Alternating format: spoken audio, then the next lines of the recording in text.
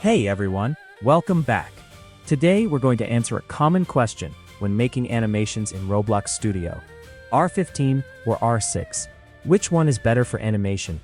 Instead of just talking about the differences, we're going to actually make the same spear animation for both rigs and compare them frame by frame. On the left, we have our R15 rig with a spear weapon attached, and on the right, we have the R6 rig with the exact same spear. Let's see which one gives us better results. First, open the clip editor and select the R15 rig. I'll name this animation Spear Anim R15. Frame 1. Let's create our first pose. The character is holding the spear with his right hand and looking toward the camera. I'll angle the legs slightly and bend the knees a little bit to make the pose feel more dynamic. And that's our first frame. Let's save it and move over to the R6 rig. For R6, we'll try to match exactly the same pose. One thing I immediately notice is that editing is faster with R6 because the arms and legs are each just one piece, so there are fewer individual parts to adjust. Save the R6 animation and let's move to the next frame. Frame 2. For R15, I'll rotate the lower torso slightly to the left. The right leg rotates to the right and moves forward a little. The left arm moves backward, and the right arm raises about 90 degrees while holding the spear along the arm. With R15, I can also make small adjustments to the feet and keep the head looking forward. Now let's create the same pose on R6, and honestly, this feels much faster. There are fewer things to adjust, so I can get the basic pose done pretty quickly. Now we have 2 frames, let's play them and see what we have so far. Not much to show yet, so let's keep going. Frame 3. This is where the difference between R15 and R6 starts becoming more obvious. I'm going to rotate the character about 90 degrees to the left. Now look at the right arm. With R15, I can bend the lower arm while the character is holding the spear.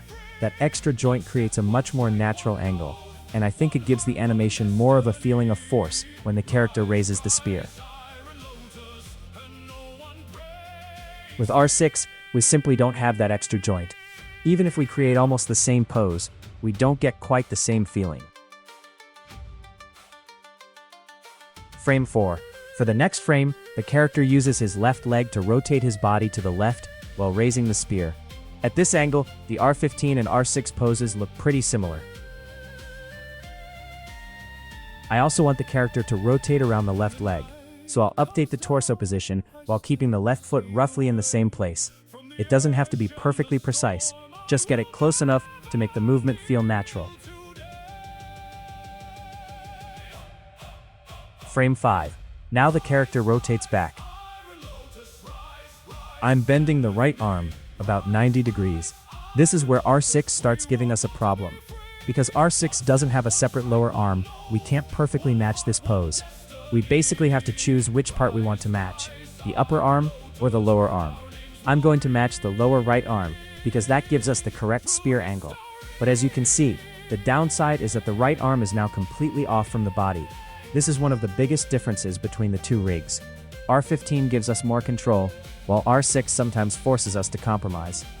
Make the animation faster. Now that we have several keyframes, let's make the animation feel a little faster. I'll select the keyframes and scale their timing down to about half. Let's continue. Frame 6. For this frame, the character keeps rotating while raising both hands. The arms are still bent.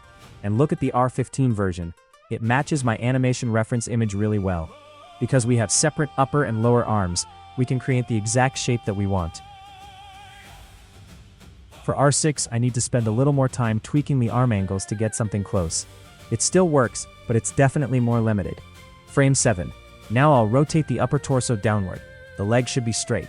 Since I've already adjusted the legs quite a bit, it would actually be faster to reset their values back to 0 and start from there.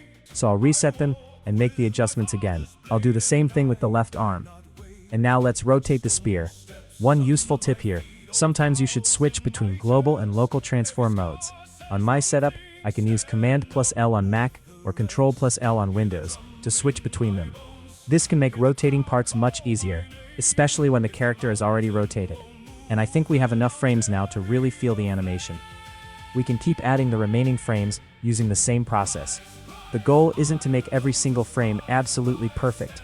We're mainly trying to create the same animation on both rigs and see how much control each rig gives us. And that's it. Both animations are now done. Let's play them side by side and compare. Personally, I prefer the R15 animation. The biggest reason is the extra joints. With R15, I can bend the arms and legs independently, which gives me much more control over the character's pose. It also makes the spear movement feel more natural, especially when the character is applying force. On the other hand, R6 is definitely faster and simpler to animate, because it has fewer body parts. There are fewer things to adjust. So which one is better? For simple and quick animations, R6 can be great. But if you want more detailed poses, more realistic movement, and better control, I personally prefer R15. And that's exactly why I wanted to make the same animation for both rids, instead of just explaining the differences. Thanks for watching. If this comparison helped you, don't forget to like the video, subscribe, and I'll see you in the next tutorial.